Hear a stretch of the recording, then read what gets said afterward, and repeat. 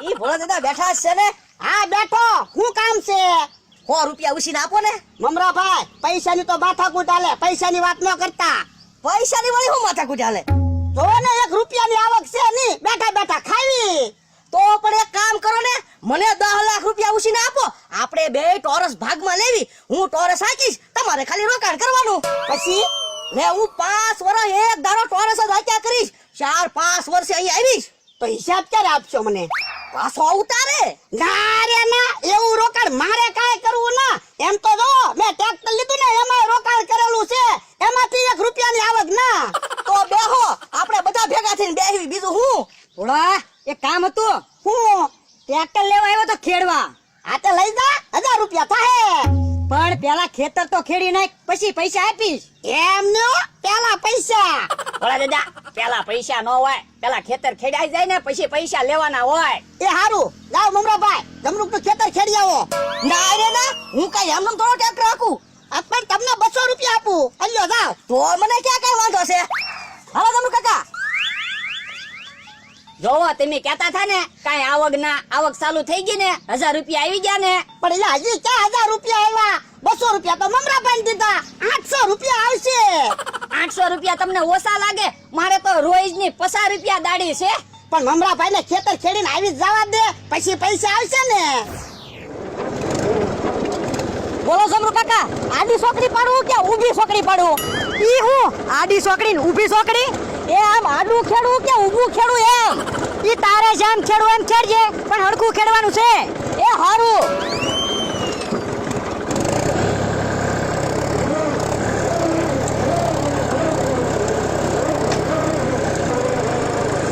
એ જમરૂ કાકા, મારું જમવાનું તમારે લાવશો કે પછી ભોળા દાદાને કહેવું પડશે? પેલા પૂરું ખેડી તો નાખ, પછી જમવાનું કરવી. આ તો હું છે જમરૂ કાકા, આપણે કામ હું કામ કરવી? ખાવા હાટું. તો પેલા ખાવાનું કરવું પડે, એટલે તમને કહું. ઈ થઈ જાય ખાવાનું. આ તો વાંધો નહીં.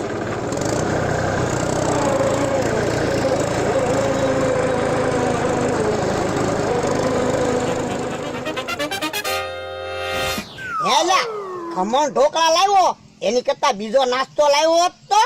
લાડવા, બટકા, જલેબી એવું કાક.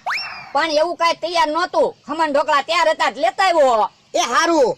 કાલ તમ તારા લાડવાન બટકાન જલેબી ને એવું લાવીશ. હવે તો આપણે રોજ હારું હારું ખાવાનું છે ને, હવે તો 800 આવવાનું ચાલુ થઈ ગયું. હેલા, રોજ 800 રૂપિયા આવશે તો મહિનાના કેટલા થાય? એ 24000. હે 24000 રૂપિયા? પણ શાનો હિસાબ ચાલુ છે એ તો કયો? એ બકુલભાઈ, ટ્રેક્ટર નો હિસાબ ચાલુ છે. એ ઠીક. અમરાભાઈ કેમ હજી નો આવ્યા? મમરાભાઈ ટ્રેક્ટર લઈને ગયેલા છે ને. મમરા, તે હારું કર્યું, ફોડા પાસે ખેડવાના પહેલા પૈસા લઈ લીધા. કેમ? અમે કઈ ફોડાને ખેડવાના પૈસા નથી દેવાના. એવું થોડું હાલે, ખેડવાના તો પૈસા દેવા જ જોવે ને. પણ અમારે બકુલ હારે વાત થઈ ગયેલી છે. તમારા બકુલભાઈ ને શું વાત થઈ? એ અમને બકુલે પ્લાન આપેલો છે. હે, બકુલભાઈ તમને પ્લાન આપ્યો? હા. તો તમે બકુલભાઈ કેટલા પૈસા આપ્યા? 200 રૂપિયા. તો વાંધો નહીં, 200 જ આપ્યા ને? હા. આ તો વાંધો નહીં.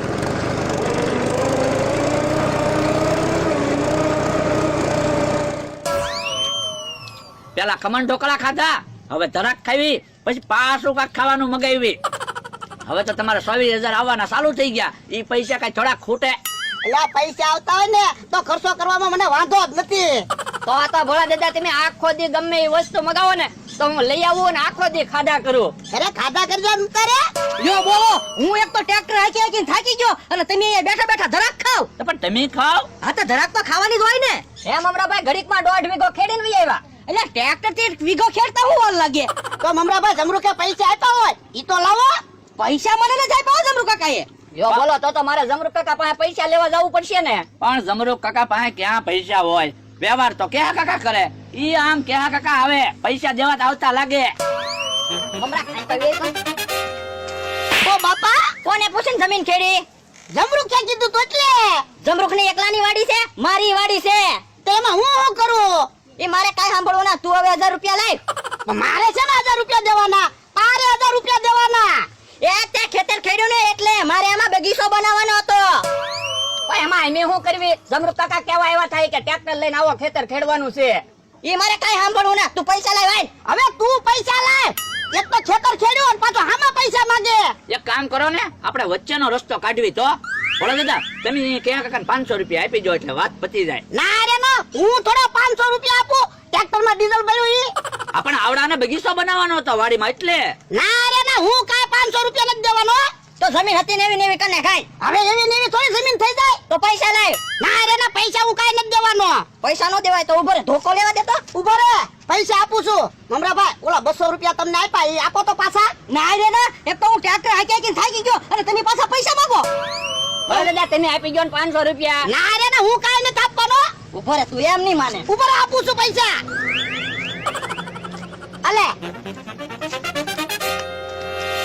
હું આવું હો મમરાભાઈ. ભોળા દાદા તમને કઈ ખબર છે? હું એ કેહા કાકાને એને જમીનમાં કાંઈ બગીચો નથી બનાવવાનો. તો એને ખેતર ખેડવાનું જ હતું. બકુલભાઈએ પ્લાન આપ્યો ને એમાં એને મફતમાં ખેતર ખેડાઈ ગયું. બોલો લ્યો, બકુડો ખરો છે. ખમણ ઢોકળાય ખાતો ગયો, ધરાખે ખાતો ગયો, અને ઉપર જાતા 500 રૂપિયા દેવરાવ્યા. તો હાલો હાલો ભોળા દાદા આમ જાવી બકુલભાઈ ની હું વાતો કરે ને સાંભળવી. હાલો હાલો. કા કે ભોળાને પૈસા આપ્યા ના ને? ભોળાને પૈસા આપ્યા ના, આમાં 500 રૂપિયા લઈને આવ્યો. કેમ પણ બકુલનો પ્લાન? આપણે ખેતરે ખેડાઈ ગયું અને પૈસા આવી ગયા 500 રૂપિયા. હા કે કાકા ઓલા 500 રૂપિયા લાવો તો આલ્યો 200 રૂપિયા. કેમ? જો તો તમારા ખેતર તો મફતમાં ખેડાઈ ગયું અને 200 રૂપિયા હું તમને પાછા આપું. ઈ 500 રૂપિયા તો મને આપો. આ ઈ હાસુ. હાલે બસ. મમરાભાઈ, તમારી વાત હાચી હો. તો હું થોડો ખોટું બોલું? બોલો લ્યો, મને છેતરી ગયા. આજ તો એના પાઠ ભણાવવો છે. તો પણ બકુલભાઈ ને મમરાભાઈ બે ભાઈબંધ જ છે. મમરાભાઈ પાસે કાક પ્લાન હશે જ તે. મમરાભાઈ, કાક પ્લાન આપો ને. ભોળા દાદા મારું મગજ એટીએમ જેવું છે. એટીએમ માં કેમ કાર્ડ નાખો ને એટીએમ ચાલુ થાય એ મારા હાથમાં પૈસા આપો ને તો મારું મગજ હાલે. અલ્યો 100 રૂપિયા આપો, મસ્તીનો પ્લાન આપો. લાવો લાવો પૈસા લ્યો. કેમ ધોકો? તો 100 રૂપિયામાં કઈ મસ્તીનો પ્લાન ન આવે. ટીબી નાખો જાઓ. ઓલા, હું વાતું કરાવું ને પછી તું ઢીબી નાખજે. એ હારું.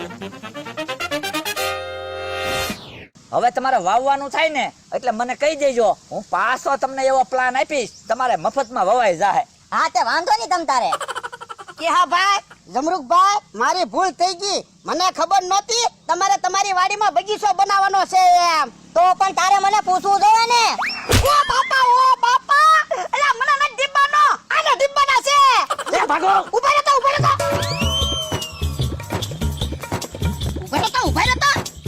બાપા ઓલાના ઢીબાના હતા ત્યાં મને ધોકા મારવા મળ્યો. એવું તમે નહોતું કીધું હો. તમે એમ કીધું તું હું વાતો કરાવું ને કે આ તો ઢીબ્બા મણજે.